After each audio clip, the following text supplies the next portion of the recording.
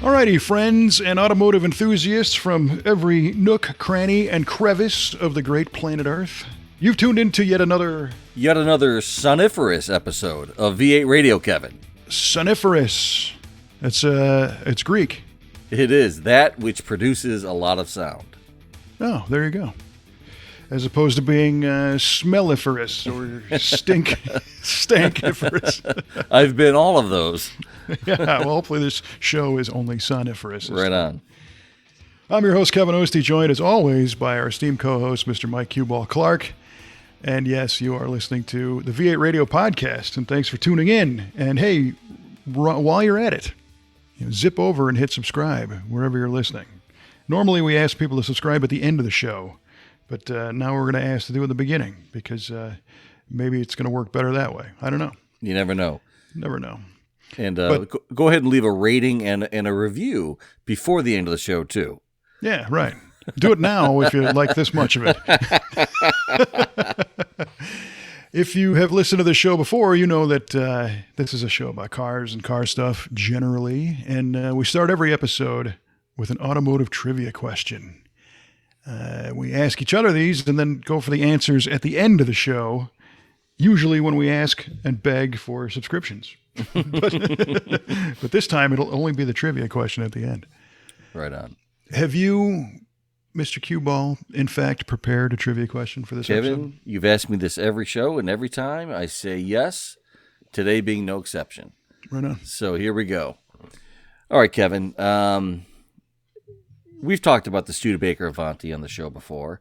Mm-hmm. And when it first was introduced in 1962, it achieved a significant milestone.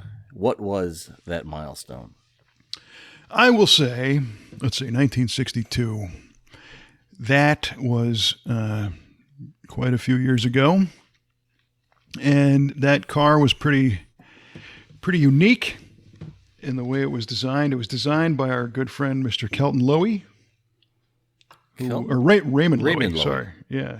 There is another gentleman named Kelton Lowy who lives in my town here, I think. So shout out to Kelton. Thanks for listening, Kelton. Yeah. Thanks for designing the Avanti. Raymond Lowy, of course, known as America's designer. And it had that cool Coke bottle styling and aircraft style controls. Mm-hmm. Is this a performance milestone or an engineering milestone? It's not a sales milestone. No, certainly not. Certainly not. Okay, I'll give you a hint. It is a performance milestone. Okay, so I'm going to say that in 62, I know that there was a land speed record set by an Avanti, but I honestly thought it was one of the R2 supercharged 289 cars, which came out later. And if you were to say it was an engineering milestone, I was going to say it was like the first mass-produced car with four-wheel disc brakes in America. So can we change the trivia question to that? Because I know that. We can just call this trivia answers. Yeah, I'm going to say it set a land speed record, but I don't know. I don't remember what the numbers were or much about it at this point because this is pretty obscure. All right, so Kevin says it set a land speed record. Yes. All right. I'll accept that. Excellent piece of duly trivial. Note that. Yeah, right on. Truly trivial in my mind right now. Right. So you get points for that. All righty. I also have prepared a trivia question. And this one combines two things that I know you really enjoy. Gosh. Cool cars and rock and roll music. Oh, okay. Yeah, right on. And we know that last year in 2020, we mourned the loss of Eddie Van Halen. Yes, we did. Giant bummer. It is. And Eddie was into cars. And some of the Van Halen songs had car stuff and allusions to cars and whatnot. So you're familiar with the song Panama Yes. off the 1984 album, right? Yes. David Lee Roth's last record. It was Van with the Halen. band, yes. Yeah. Well, in the middle of the song Panama, David Lee Roth goes into almost not a very dynamic rap, but he kind of speaks some lines talking about, he's cruising and he's going to ease the seat back. And there's an engine revving in the background. There's an engine that revs with every one of those things. And if you remember the music video, Eddie has a hairdryer in his hand. He did. I remember that. Because it was hot, it's a hot summer night. What was the car that was revving up in Panama? Oh, man. That is This a is heck of a super good question. trivial. Super trivial. Okay, I can hear it right now, and I can say with a good bit of certainty it was not an American V8 engine, because it certainly doesn't sound like that. So Describe the sound then, if you I can't do it. Well, it wasn't a throaty, big inch American V8 with, dual exhaust, something that you would equate with a muscle car, an American muscle car. Anyway, it sounded much more refined, much more European in nature. Okay. So that what narrows it down. It does. So what's coming to mind? I remember, I think I was reading a book or a magazine that was about Eddie Van Halen, and there was a picture in it of one of his Porsche 911 in the background. It was the one with the whale tail. And since hearing that sound and having that image in my head of that car, that's going to be my guess. It's a Porsche 911 engine. Very interesting. Yes, indeed. Let's hope you use the word correct later on. Well, you'll have to wait and find out.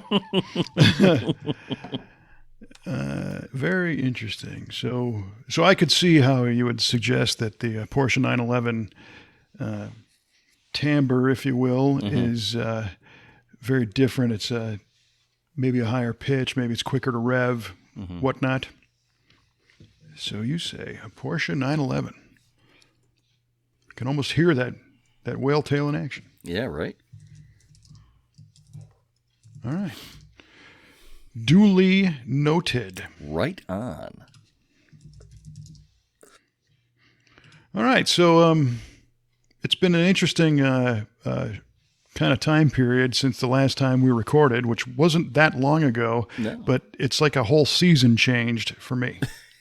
Likewise. Yeah, which has been nice. It was snowy and super cold last time, and yesterday here it was 71 degrees and the snow's melting off, and it isn't going to stick. It was just kind of we had a blip into the cold and now a blip into the warmth, and now we'll be back into the regular seasonal temperatures for this part of the country. But yeah, I could stand more of that warm blip. Oh yeah. Well, and it was nice because it's been dry also, so the roads don't have wet salt on them everywhere. Right. I was going to drive the Riv to work, and then I passed on it because I just that one's got, it's a little rusty underneath on the surface, just from paint wearing off and it being old. And I didn't really want to I didn't want to put salt in its wounds, if you will. Well, that's a very original car too. It's all original, yeah. So, but the other fun thing when it starts to warm up outside is the popularity of the local car washes. Oh, right. Yeah, you were telling me about that. Yeah. And I'll tell you what, we had I think it's a franchise called Clean Car Express, I think is what it's called. And one popped up in our town late last year. And it is nice. It's not cheap.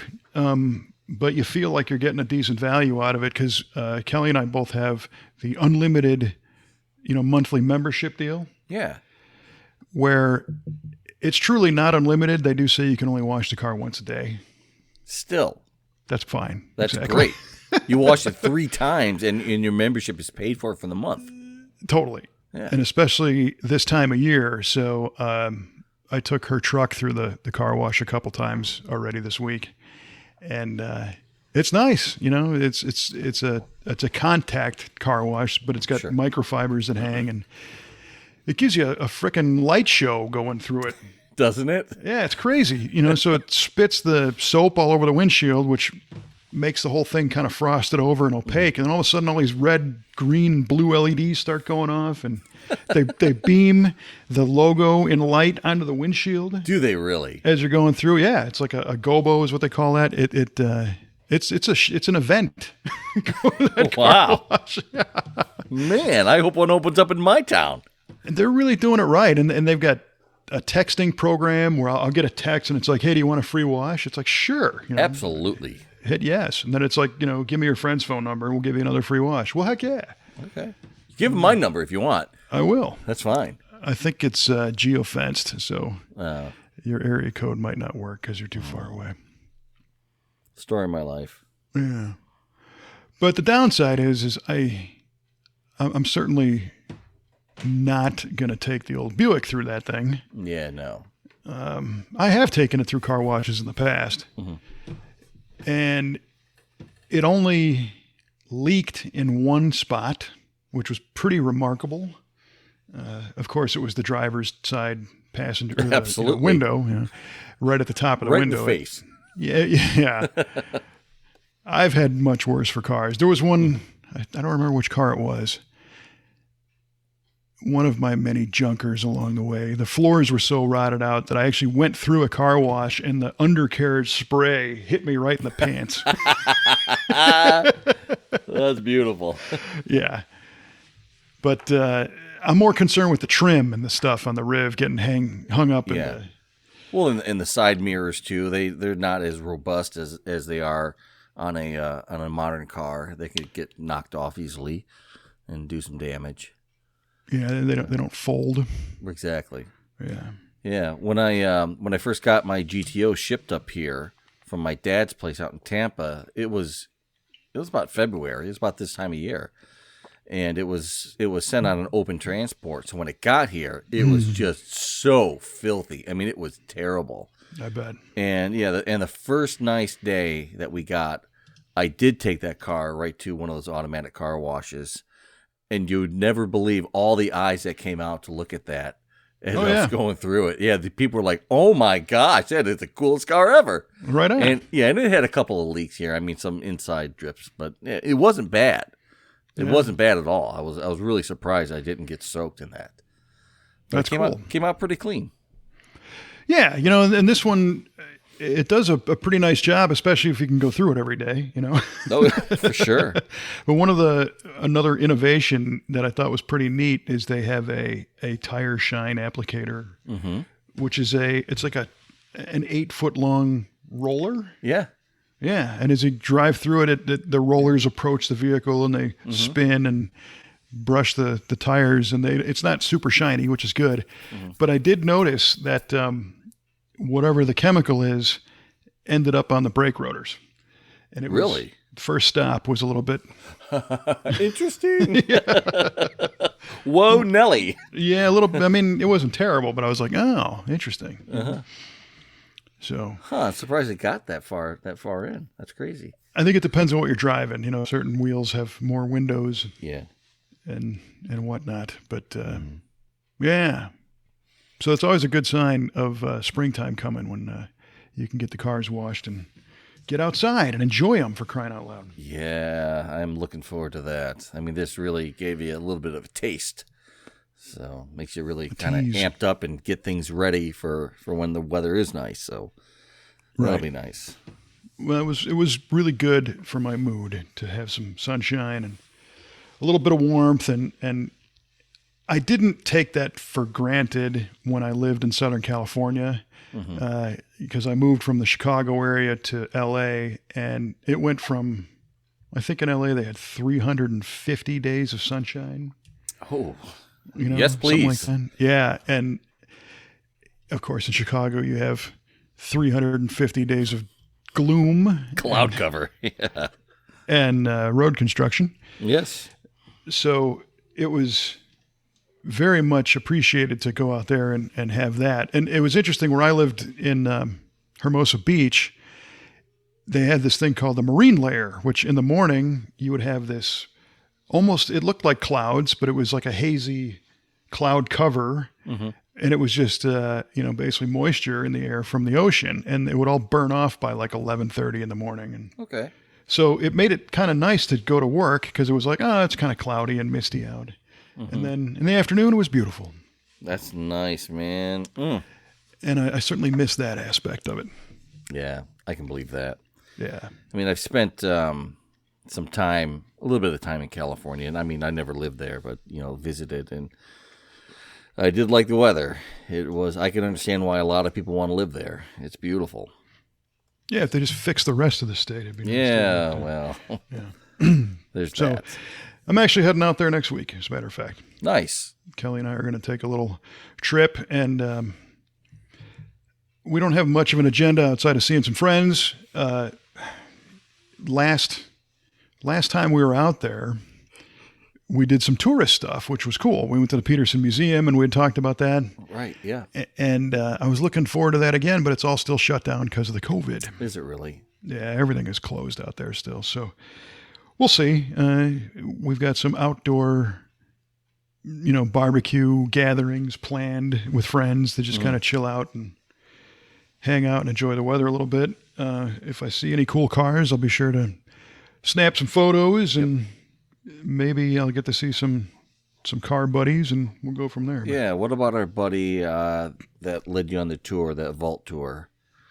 Chris Vopat. Vopat. Yeah. Vopat. He's actually in Florida. Is he really? Yeah, he's in Bradenton, and I think the NMCA is starting their season with a race in Florida, and I think that's where he's at. So he's going to be gone while we're out there, so that's a bummer. We'll miss him. But too bad. Yeah, it'll happen again. Yeah.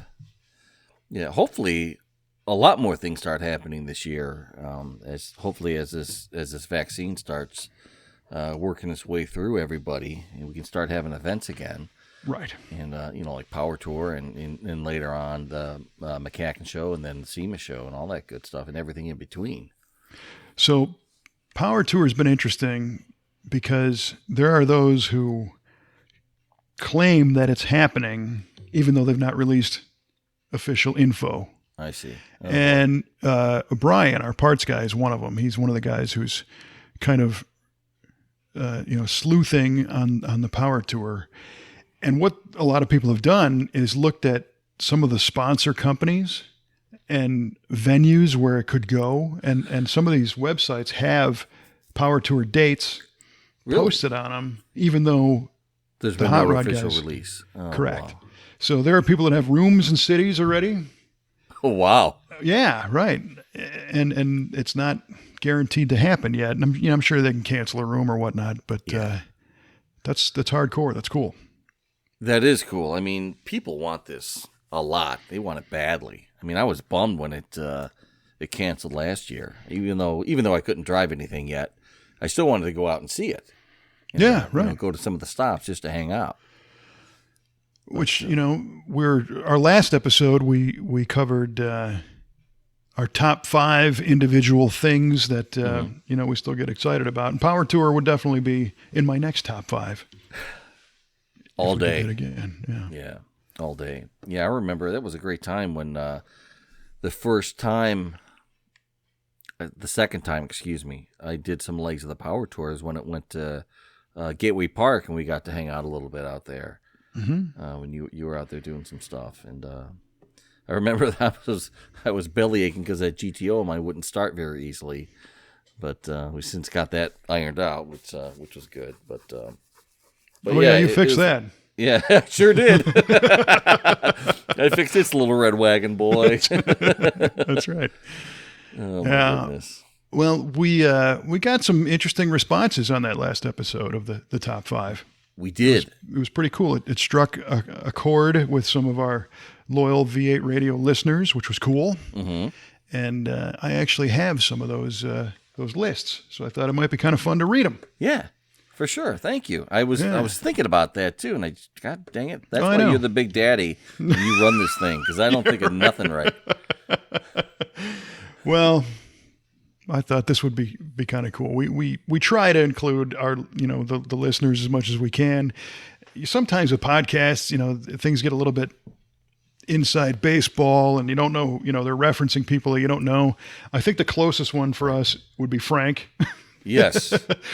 Frank Zimkowski, who we occasionally just call out Frank because he's listened to just about every episode and is quick to call us out on nonsense and supply you with trivia questions every once in a while. Yeah. And our friend Yardley is another one who gets mentioned fairly often because he's like our admin assistant on the show. He's our official V8 radio podcast statistician. Statistician, exactly. Yeah, because he keeps the scorecard of the trivia questions. Mm-hmm. But in the past, we've mentioned Alex Gerhardt before. Yes. And Alex has become a good friend as well as a guy who listens to the podcast, and he's got a cool Mustang, and his dad's got a Cougar convertible. And he posted his top 5, which was pretty cool. So his number 5 was a car winding out in each gear, which is awesome. Mm-hmm. I mean, especially if it's got some RPM and power and everything else. Correct. But kind of goes hand in hand with Eddie Van Halen's 911. Oh, yeah. Which may or may not be the correct answer to our trivia question. Right. I got to be careful how I say that. Yeah, teaser.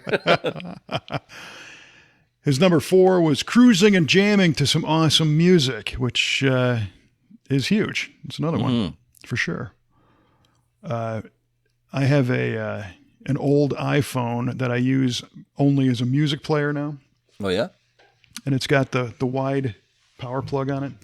Oh yeah, the old flat one. Yeah, so it's old. And in the car, there's an interface that powers the thing and also connects it to the audio system. But the battery dies in the iPhone because it's old and it just doesn't hold its charge very long. So there are times when you have to, drive for a half an hour before that function will work. So you'd be listening to the radio and it's like, man, I really want to hear Panama by Van Halen. And I know it's on my iPod. Let me check. And then you got to navigate over to the iPod and look for the display to see if it's either going to play or it's going to say plug in iPod, dummy. Uh-huh. Well, sometimes the song that the engine sings is music enough. Yes, to his number 5 point. Yep. Alex, for his number 3, mentions the wave you give to others who are driving a classic or a cool car. And there was once a whole thread on one of the websites, one of the forums about the wave. Oh, yeah? Well, because everybody's got a different deal, And it turned out to be like, so if you're driving, the most enthusiastic wave is if you take your right hand and actually physically wave, Okay. Right? The most nonchalant was the left hand pinky raises off the wheel.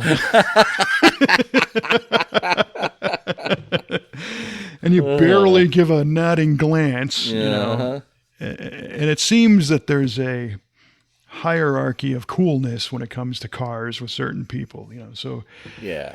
So if you pull up in Cadzilla and the guy next to you is in an 84 Camaro, it's cool that you give the little half pinky finger nod, and the other guy's waving with both hands. How you doing? Yeah, you don't want to be too enthusiastic in your super cool car. Funny thing about that point is I think we may have mentioned it on the show at one point, but I was reading in a Corvette, an old I think old C3 Corvette owner's manual, and it talked about waving etiquette, that you wave to other You are kidding me. Other Corvette owners, but you do not wave to Porsche owners. Oh my gosh. So we have to find this. This was a long time ago. Somebody was either telling me about it or I read it or showed it to me and I read it myself. But yeah, it did talk about waving etiquette. We wave to other Corvette owners, but not Porsche owners. Did it also have the dress code of, you must buy white New Balance shoes? I don't know. But if anybody out there who's listening can corroborate that would be fantastic. Yeah, that'd be excellent. Yeah, it's Corvette and Chevrolet, they're like their own worst enemy on that car. Yes. Because the car is great, and no matter what they do, somehow a stigma of uncool gets perpetuated along with it. Yeah, right. And I joked about the white New Balance shoes. So somebody, Chip Foose, as a matter of fact, posted a video about his take on the C8 Corvette. And one of the first comments was, yeah, you still need the white New Balance shoes. And I'm like, man, really? So the C8, Chipper. the C8 and Foose, and it's still. Oh, gee whiz. Yeah, but we'll touch on that later. Mm-hmm. Which wave do you do? Does it depend on the other car? No, not really. I don't really. If somebody's driving something that's, even if it's not super cool, if they wave, I'll wave back. I mean, I'll throw my hand up there. I'm not going to throw a pinky at them. Anything like that. I'll be decent about it. I find myself doing the right hand cross chest finger gun point kind of thing. Ah, sure. Often. Now that I think about this, I never really thought about this, but that's my natural reaction, I guess. That's cool. Interesting. It's encouraging. Maybe I'm a jerk. I don't know. So Alex's number 2 is car shows and cruise-ins, which was one of yours as well. Yep. Yeah, for sure. Can't go wrong with that. And his number 1 thing that gets him jazzed up was blazing the tires in first to second LOL, or first and second. So, of course, big burnouts is great. We were talking about this very situation in the shop today, about how a few years ago we had done that LSA swap into the 68 Oldsmobile, the gold car. Yes. Yeah. It's a 6-part video series on our V8 TV YouTube channel. And that car, the LSA engine in its crate form is advertised at 556 horsepower at the crank. And we ended up making 560 at the wheels. Oh, wow. Yes, and it was only because of a different air intake tube, low restriction exhaust, and a little bit of a tune. It wasn't pulleys or a cam or anything. So that car had an automatic, and Trevor and I were talking in the shop today because we have another customer with a 69 Chevelle, and we've done, it's a charcoal gray car with a silver stripe on it. It's beautiful. We've done a lot of work to it over the years, and it currently has a Fast Times built big block in it. And this owner likes to change things up periodically, so he's thinking about going with an LS platform of some sort. I think the engine that's in it is just a little too much for him. Okay. It's sweet. I mean, it's a stroker, 454. So I don't know exactly what the displacement is, but it's got a real lumpy cam and it makes tons of power. But you got to be into that all the time. And he's looking for something a little more sedate, but has plenty of power when he wants it. So we said you need to consider the supercharged out, LS motors, because those are like Jekyll and Hyde. Yeah. All day. You can idle around and drive part throttle and it's smooth as silk. And when it's hammered down, you better be ready. It's hammered down. Yeah. And Trevor and I were pointing out that in that video of the Oldsmobile, you can see the burnout that I did in that car, and it's an automatic. So it was like, I think that thing burned him all the way through third gear in the automatic with no issues whatsoever. And this Chevelle we're talking about doing is going to be a 5-speed manual. It's a TKO 600. So it's going to be even more of a handful if he chooses to do that kind of stuff. Absolutely. So that will definitely blaze the tires through first and second. But Alex, it'd be cool to see. You got to be careful with your dad's Cougar because you don't want to ball that thing up for sure. Those cars can be a little unpredictable. But maybe your Mustang would be a good video. You might want to share that. Absolutely. Please do, sir. Yeah. You know, professional driver in a closed course. Do not attempt at home. Do not attempt at home, please. Disclaimer. So we got another entry from Mr. Chuck Winters, who provided us with his top 5 as well. And his number 5 was spring because he knows car season is coming, which is I like it. Right where we're at right now mentally. Number 4 for him was knowing that he's fortunate enough to have a couple interesting cars, not expensive, but still fun, which is cool, which was, one of my sentiments as well. Number 3 was car shows. Everybody misses car shows. Oh, and how? Number 2 I thought was very interesting. His encounters with older car people, which he says is getting harder every year, but those who can teach him about things that were common before his time, like the gent, as he says, who explained babbiting bearings, pouring bearings. Huh. And that's really cool because there is so much knowledge that is going away as these people age out, and we don't have them around any longer, and people are not pouring bearings anymore. No, they're not. It's not really something you need to know every day, but it really is cool. I think our experience with this type of situation is when people bring us carbureted cars with points, and they can't take them to their local repair shop. Right. Yeah. They cannot. That reminds me of another story. My father-in-law, he was, one of the original hot rodders, in the mid to late 50s, and he worked at a junkyard. And he would scrounge parts, and he drove something with a flathead, and he learned that he had to keep a crowbar with him everywhere he went because the one motor mount would slip all the time. Huh. And he had to use the crowbar to get it back on where it belonged. Wow. Yeah. I'm like, you got to be kidding me. He's like, nope. If you had a flathead, you had to have a crowbar with you all the time. That is wild. Yeah. And he was, we were at a cruise night, and he was talking about that. And a few people started gathering around him, listening to him talk. He, almost like he was holding court.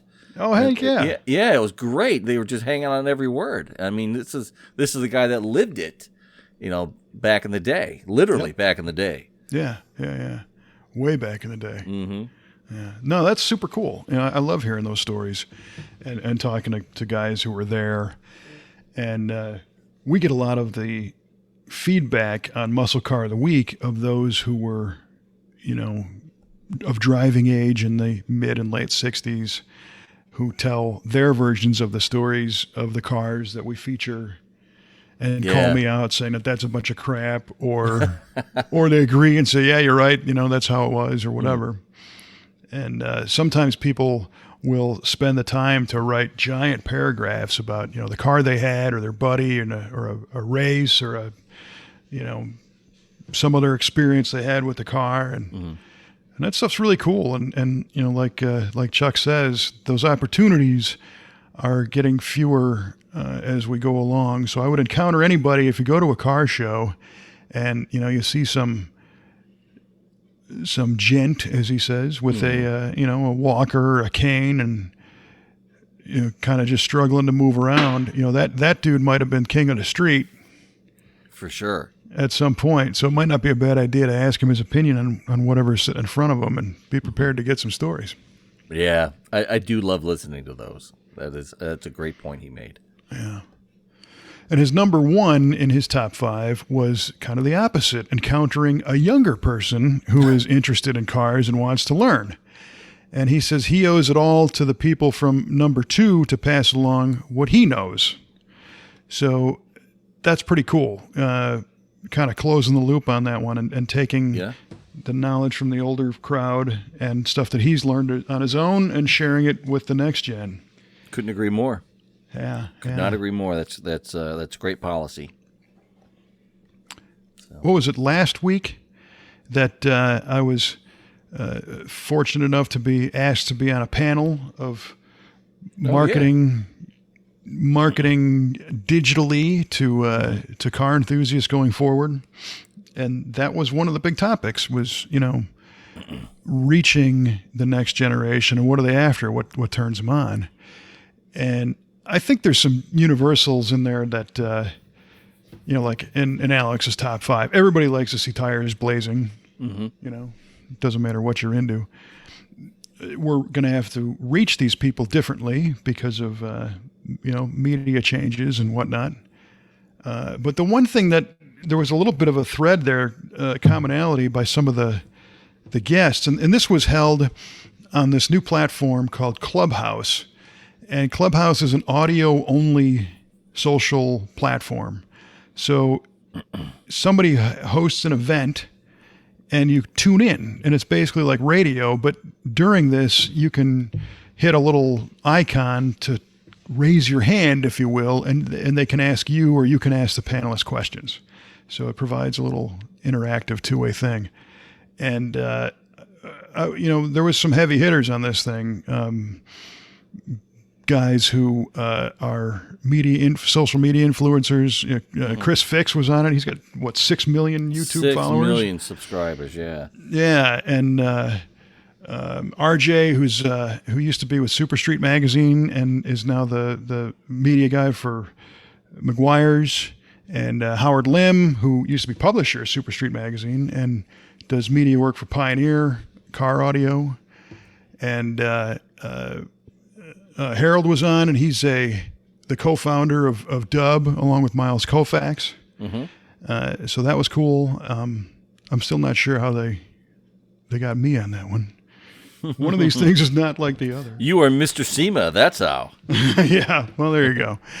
Mr. SEMA's a stretch, but those guys, especially those in the tuner markets, were always... it was definitely a youth-scaled, sport for the most part, because, like we were just talking, the older guys, had GTOs, but the younger guys could only afford a Civic, and we're doing a lot of things with them. And one of the common threads that all of the different people from all these different backgrounds pointed out is that we're seeing people coming up that are car enthusiasts, but they don't have any desire to be a professional technician. Right. I remember that part of the discussion. Yes, because they were concerned with that it was too hard and that there's, working conditions that are challenging, meaning, you're not sitting at a desk or whatever. Right. And you don't get to use your phone all day or a keyboard. Right. Well, there's not a lot of future in it. Right. Yeah, because everything's going EV, and will cars even be around? And that's a concern of theirs, for the environment and whatnot. So I think in my response was that there are many different positions in the automotive world that are not technicians, first of all. Correct. You made a good point on that. Any car-related business, manufacturing or whatever, they need accountants, they need marketing people, they need... engineers. So, we tell people all the time, if you want to be an accountant, that's wonderful. Do you want to do it for a company that makes golf tees or one that has a Formula One race team? I'll take the race team, please, sir. Thank you. That's right. You can do it somewhere cool. Mm-hmm. But after that episode, I got a text from Ira Gabriel at SEMA. He's the marketing director over there, a good friend of ours. Mm-hmm. And we were commenting in a text a little bit about how maybe there needs to be a PR campaign about inspiring future technicians. Because we need them. Even EVs break, Teslas break. Anything on the road, anything man-made is going to break. Right.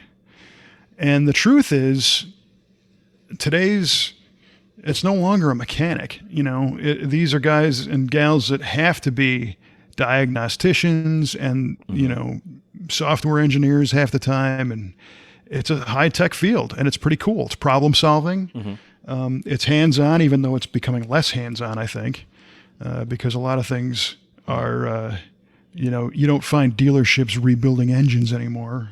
No, not at all. They'll just replace the whole thing. Send it off to get rebuilt somewhere else and be resold. And the engine change out is still a big job, but it's not the same as rebuilding one. So anyway, I think the good thing is the enthusiasm's there. It's just a matter of harnessing it and channeling it into perpetuating all this stuff so that one day, in the very distant future, you and I will be the old guys. Very, very distant, sir. Very distant. That's right. Oh, boy. Yeah, like tomorrow. I'm going to be the old guy. Like now, yeah. Well, you are anyway. I'm getting there. But Yeah, I'm much older than you are. I'll have you know, by the way, that I'm losing my hair. Oh, really? Yes. Oh, Kevin. Well, and that's the big joke is I shave my head because my hair is out of control. If I let it grow out, it just goes everywhere. But this new medication I'm on causes hair loss. Get out of town, really? Yeah. So it doesn't matter to me because I shave it anyway. But yes.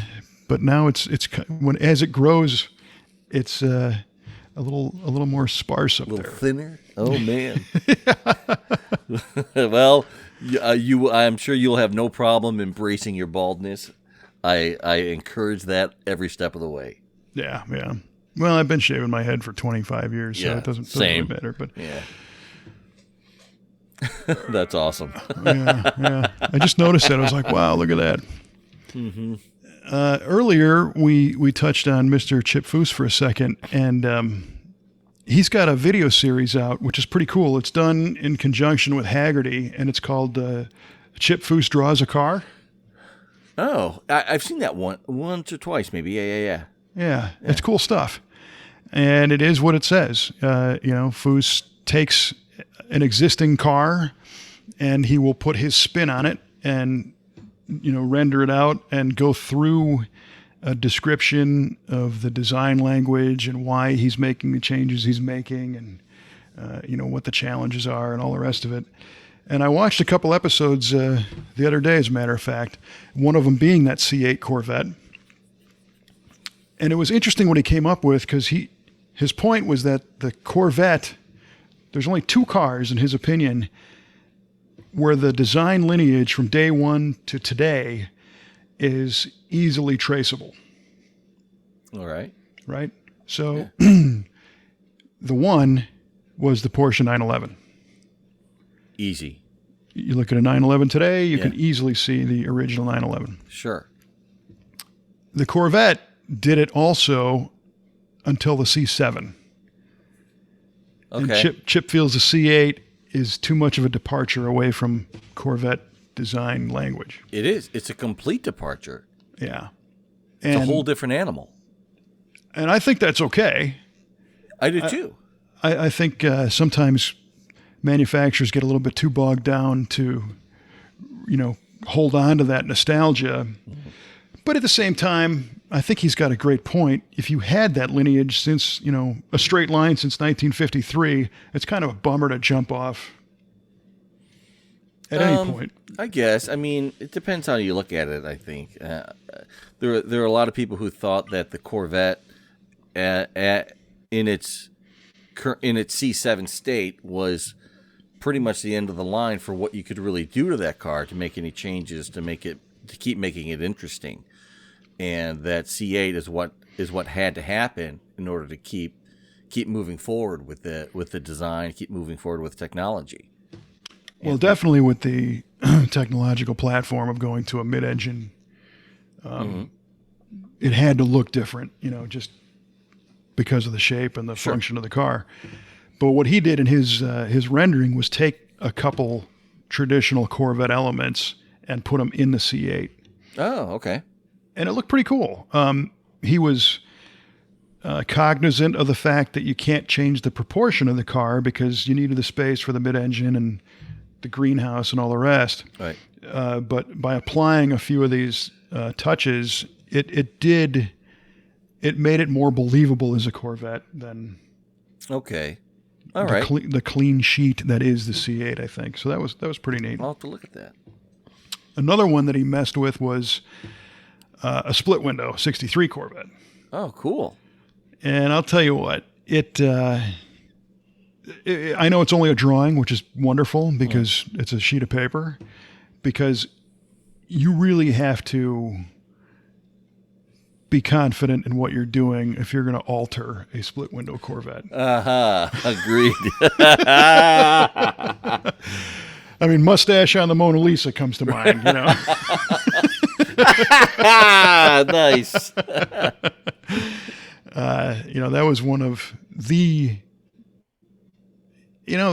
best is one word, but iconic, of course, recognizable, beautiful. I mean, it's just such a great design from start to finish. The only thing that kind of detracts from the 63 Corvette or the whole C2 series, in my opinion, are the front bumpers. Oh, really? Yep. I think everything else is right on. And the front bumpers are below that belt line because the whole car kind of comes to a point in the front. And then the bumpers kind of go below that. And the car slopes downward towards the tires, towards the wheels. But the bumpers have to be forward enough to be the leading edge. Otherwise, they're not really bumpers. They're going to be the first things to hit. Oh, I see what you're talking about. Okay. Yeah. Right. So, that's kind of a bummer. Right. I had to think about it. I had to bring up a picture of it. I was having trouble visualizing it. But yeah, I see exactly what you mean. Right. And that's why a lot of people took the bumpers off. And when you see race cars, they obviously don't have the bumpers. And it makes the design look much cleaner at that point. But laws are laws and safety, so you got to have something. Right. And the technology back then didn't have plastic reinforced bumpers like we have today. But Foose changed a bunch. He leaned the windshield back. He leaned the B pillar of the door backwards, which I actually thought was kind of cool. He kind of stretched the rear window out and made it a little zoomier, and then moved a few of the other features around. But his rendering of the greenhouse with the windshield, I guess my brain just wouldn't accept it. Really? Yeah. Oh, man. Because in my mind, that series of Corvette is done. It's beautiful. There's nothing really to change on it. Certain cars, you look at them and go, oh man, if they only did this, it would look so much better. And my example of that, in fact, Foose did one also, is like the 71 to 73 Mustang. If you look at the profile of that car, they're big. You look at the profile of the car, the rear side window, the distance between that window and the wheel opening looks like a mile. There's just all the sheet metal in between that window and the rear wheel opening because of the proportions of the car. It's bigger than you think, and the side view looks really heavy in the back. And I always thought if they changed the roof line a little bit, tweak that rear window shape, maybe put a body line through there, they could make it a little bit lighter, and I would be fine with that. But on the C2 Corvette, I'm like, nah, I just don't feel the need. Well, maybe you could do something a little different when you draw your next car, because you did such a great job at your Cadzilla drawing that you threw out there the other day. Well, thank you for that. Yeah, that was fun. Yeah, it looked cool. It looked really cool. Well, I channeled my inner Ed Tilrock in pencil and sketched out Cadzilla just as an exercise to do something creative that I haven't done in a long, long time. So when I was much younger, I took drafting in high school and junior high and CAD classes and whatnot. So I learned all about dimensioning and different weights of lines and how to spin a pencil as you pull the line so that it stays consistent, and the different tools, how to use a drafting machine and a pencil pointer and erasing shields and all that, which was great. But the only reason why I took those classes is because I wanted to draw cars. And I was drawing brackets, and little 90-degree supports and things that weren't very exciting. You got to start somewhere to learn how to do it. And when I saw back then people like Tom Taylor and Steve Stanford that were doing these beautiful multicolor renderings, that's what I wanted to do. But I never had the ability or the training, to do that kind of stuff.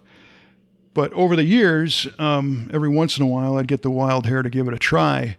And it's like anything else. Your first time doing something, it's not going to be a masterpiece. True. And I would get impatient and I'd get mad. And it's like, oh, man. And then I'd push it aside and I wouldn't touch it. And I wouldn't do it again for, sometimes years. Oh, boy. Well, it's just kind of how I was. I didn't appreciate the repetitive discipline it takes to make something really nice, or be a basketball player or a musician or whatever. I was too much into instant gratification as a kid growing up. So I, draw something and it wasn't what I wanted, so the heck with it. And as I got older, I learned that no, it's really all about the process and enjoying it. And if I'm convinced that the circuitry of the eyes and the circuitry of the imagination are not connected. Yeah. And I'll explain that in a minute. I don't think mine have ever been connected. Well, they're all in your head, so you'd think they'd all, be connected. But your hand is definitely not connected to your imagination, because if it was, anything you could imagine, you'd be able to create on paper, whatever. Yeah. Bingo.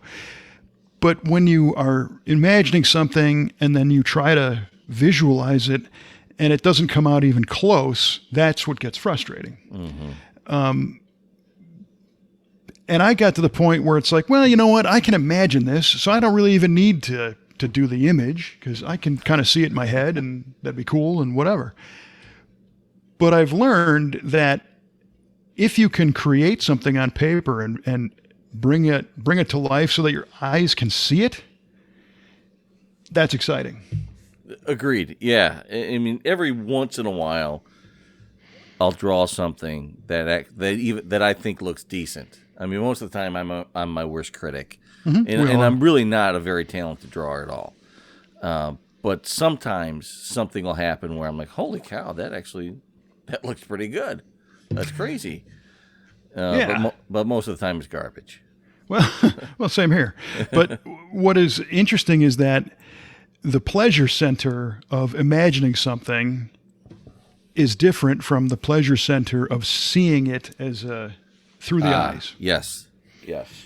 So I thought, you know what? I'm older now. Obviously, I don't have to scrounge for a piece of lined notebook paper to do my doodles on.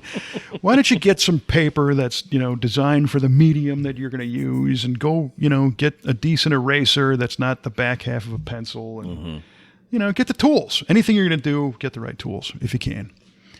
And so that's what I did one day. There was a 50% off sale at the local Hobby Lobby store, and I bought some stuff. And what am I going to draw? Well, of course, my favorite thing in the world, for the most part, visually, is Cadzilla. So my cheat on that was the Hot Rod Magazine centerfold, which had the profile shot of Cadzilla, photographed by Randy Lorenzen, and that's at the head of my workbench here in the garage. So I just looked up. There it is. Just draw that. And the trick was getting the proportions down. And I actually think my drawing was a little bit short, but I was too far into it to change it at that point. And I looked over and realized I had my Ed Tilrock pencil. Nice. That he had given me at one of the events that we see Ed at. And if you don't know who Ed Tilrock is, listen to one of our previous episodes when we interview him. He's a brilliant artist. Many people know him for his pencil sketches, but he also does paintings and other media and color. So I used his pencil, and I put a nice point on it, and his pencil was nice because it was a very hard compound, which means it leaves a very light, fine line if you want. Okay. Which is easy to erase, right? Oh, yeah. And I remember making these smeary, messy... Oh, sure. You had your number 2 pencil. Yeah. Great for the Scantron of your standardized testing. Not good for your renderings. Yeah, and you got the palm of your hand is silver from dragging across the pencil marks, you know? Yes, sir. Yes, sir. And the eraser, the eraser just smears everything because it's been, you know... Because it's complete and utter trash. Right. But with good paper and a decent pencil and a good eraser, you can screw something up and change it, you know, pretty easily. And once I got kind of the basic sketch down, I actually shared that. I put it on Facebook, which is unusual for me to share that kind of stuff because I do enough in the social arena to invite criticism.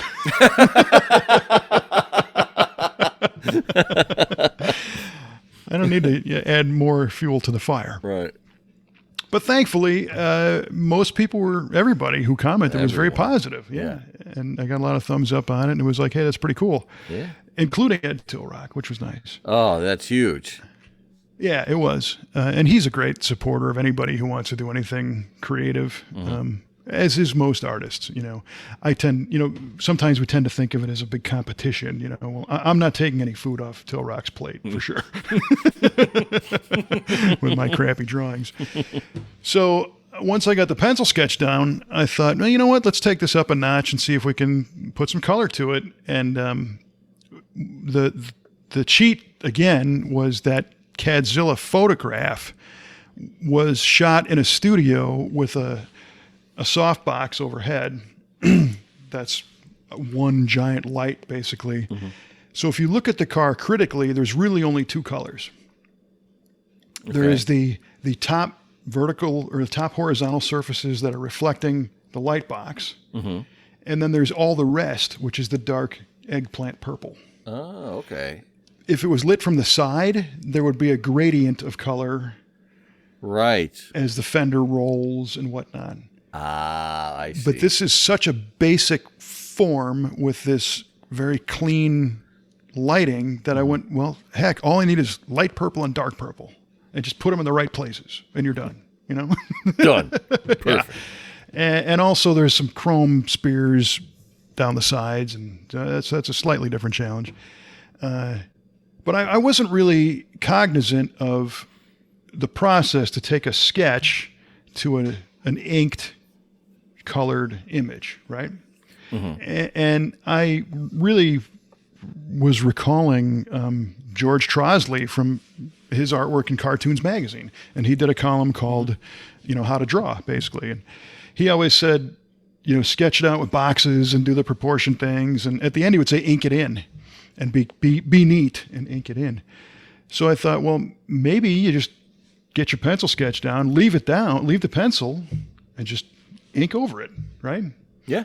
And I thought, let's see what happens, and part of me was saying, because I deal a lot with the paint world and the car world, you can't have any contaminants on your surface with car paint or it's going to fisheye or not stick. So I'm thinking I'm going to run my ink marker over this pencil and it's going to smear or whatever. No, it didn't. It was perfect.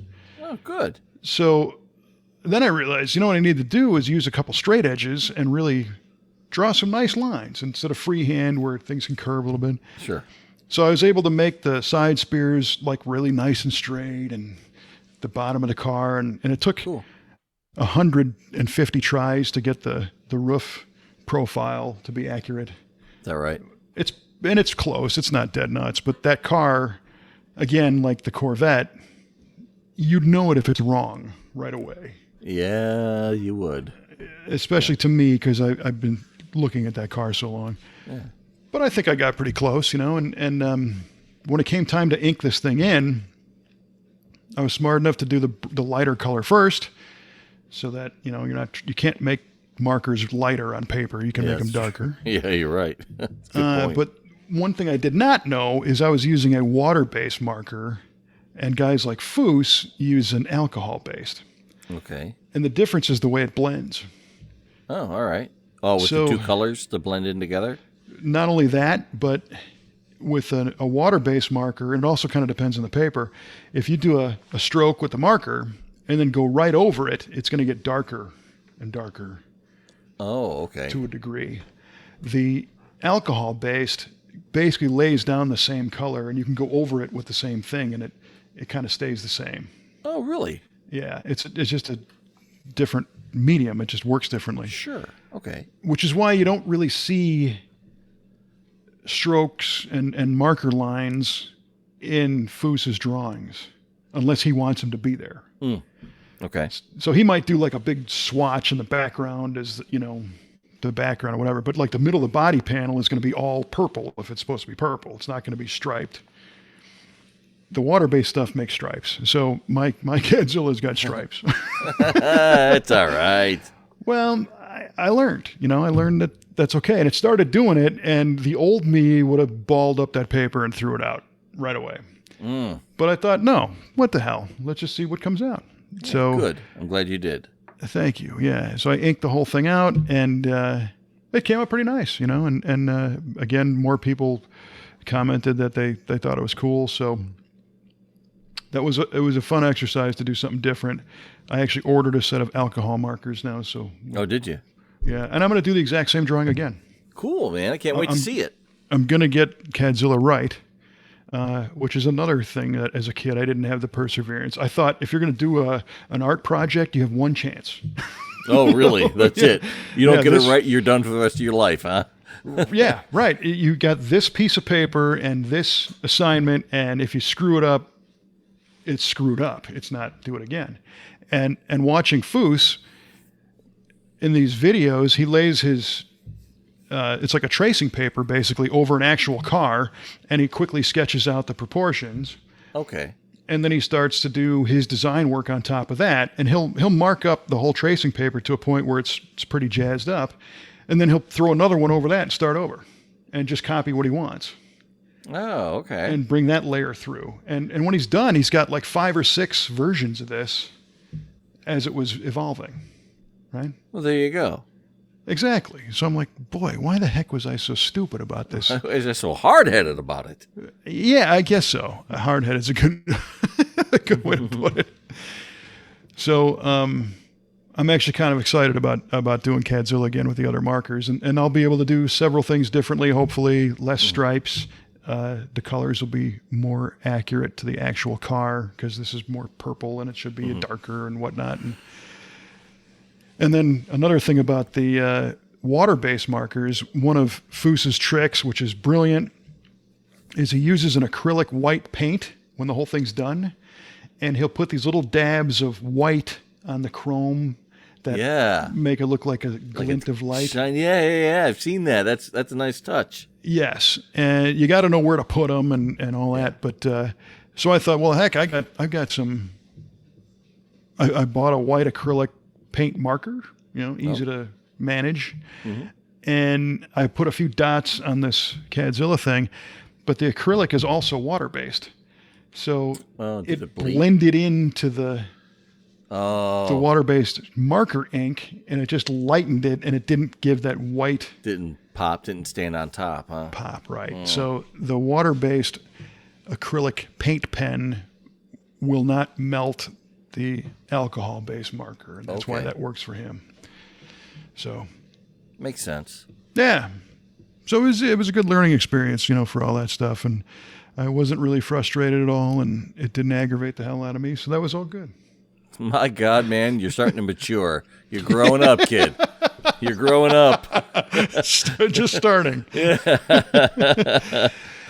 Well, and I think any of the great works obviously took talent and perseverance and patience and all the rest. And we've been talking about C3 Corvettes or C2 Corvettes in this episode. You saw the pictures of the C2 that our painter Jeff just did in our paint booth. The white one with the red and charcoal asymmetric stripe pattern. I'm glad he didn't give up if he didn't get a paint job right because, man, that guy's got talent. Yes. Holy cow. It's amazing.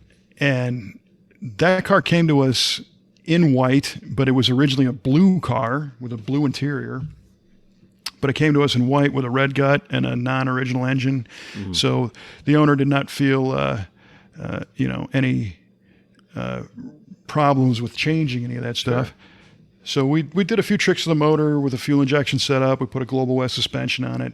And the owner actually sent over a rendering that he did of that stripe pattern. Nice. And he's like, what do you think? And I looked at it, I'm like, that's really cool. If we can pull it off and make it look right. So our guys in the body shop did a wonderful job of straightening that car. And it had a few challenges because it got wrecked at some point, and some of the dimensions needed to be corrected and fitment of panels and whatnot. Nobody knew that. The owner didn't know it. So this was things that you encounter. Yep.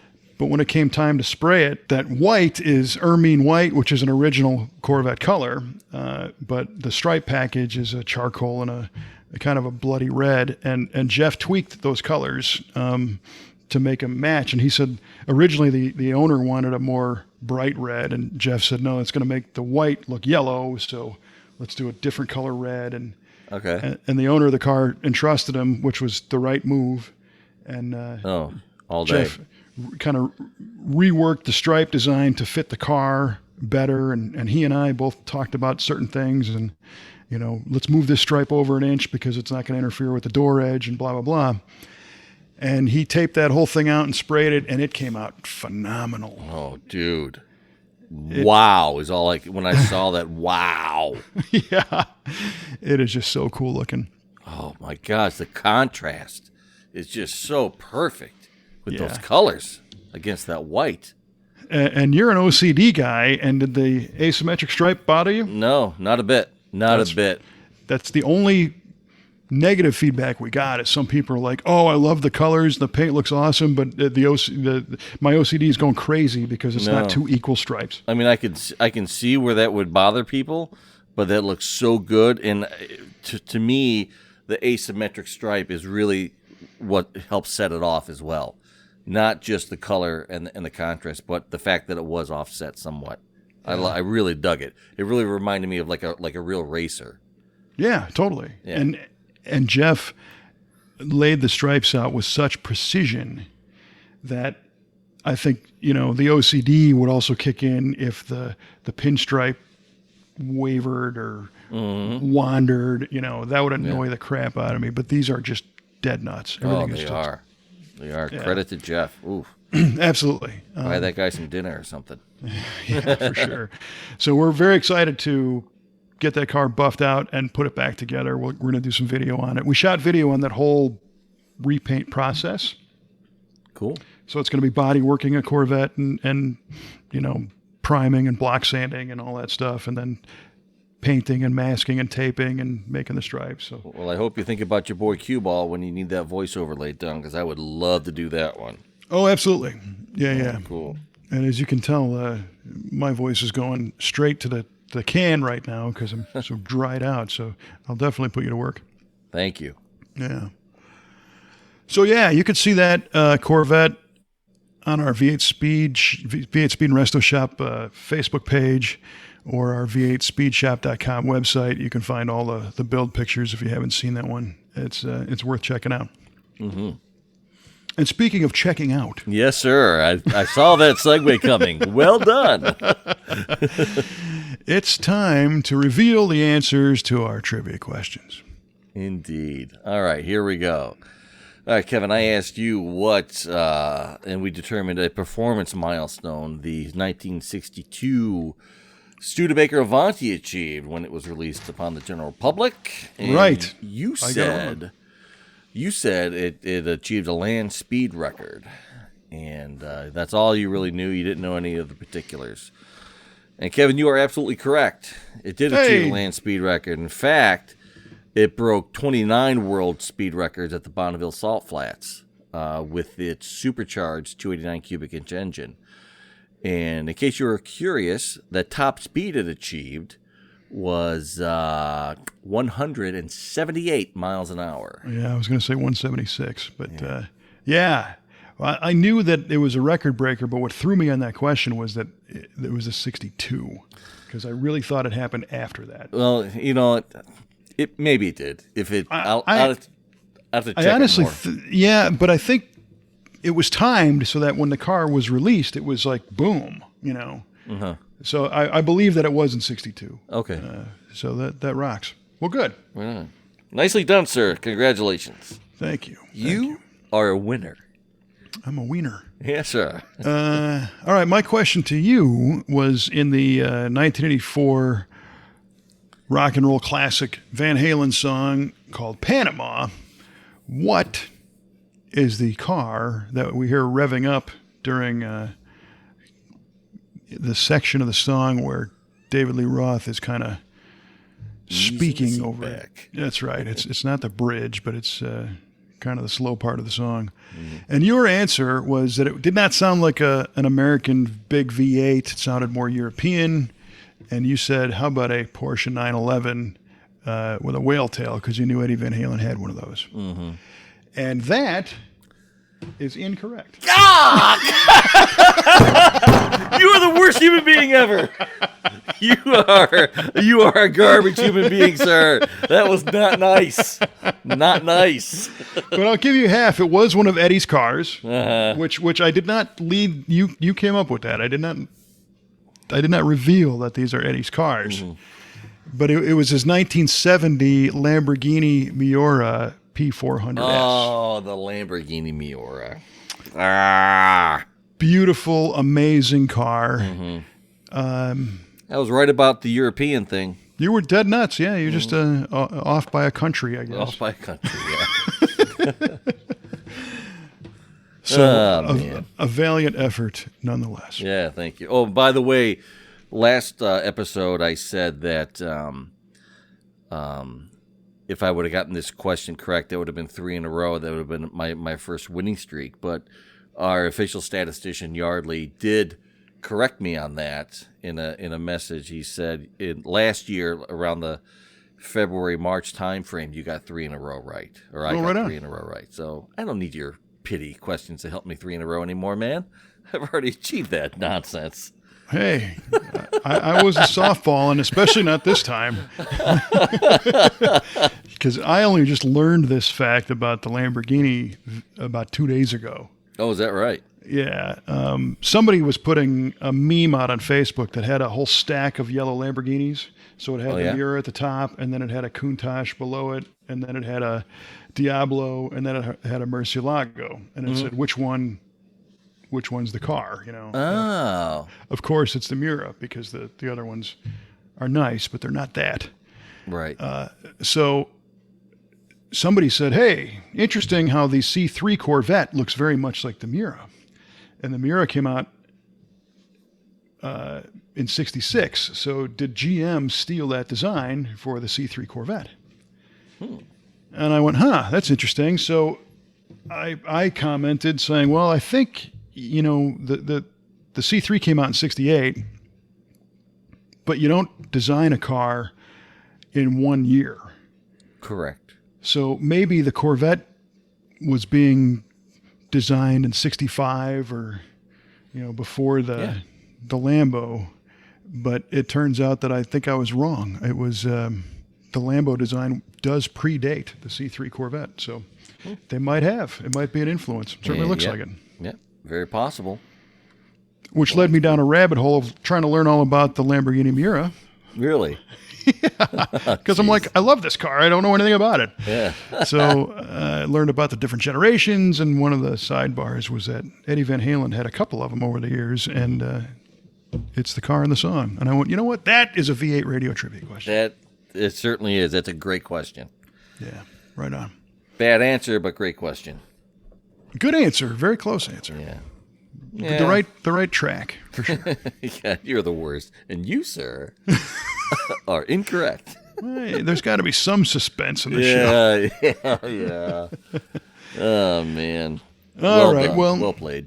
Thank you. Happy to oblige. Yeah. So I don't need to remind you to subscribe to the V8 Radio Podcast wherever you listen to it, because we told you to do that in the beginning of the show. And knowing you as a good listener, you already have done that. So thank you. Yep. And hopefully at this point, you're not unsubscribing Right.